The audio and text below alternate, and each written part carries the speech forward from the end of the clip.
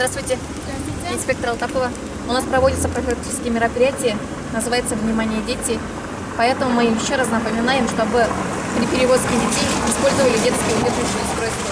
Детские шалости всегда сопряжены с опасностью на дорогах. В каникулярный период этот вопрос особо актуален. Ситуация с детским дорожно-транспортным травматизмом остается серьезной.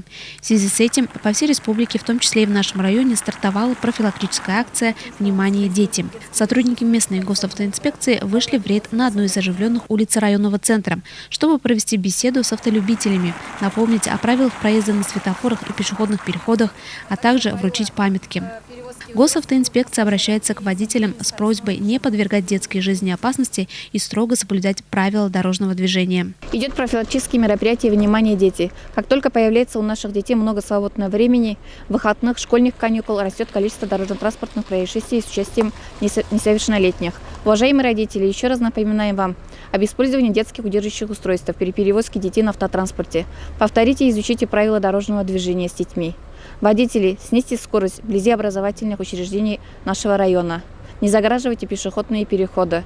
Жизнь и здоровье наших детей в наших руках. Берегите самое дорогое. Акция продлится до 8 апреля. А мы, в свою очередь, призываем всех участников дорожного движения не оставаться равнодушными и безучастными к сохранению здоровья детей. И просим уделять особое внимание такой важной проблеме, как детский травматизм на дороге. Помните, чужих детей не бывает. Айгуль Мулаянова, телерадиокомпания «Илиш».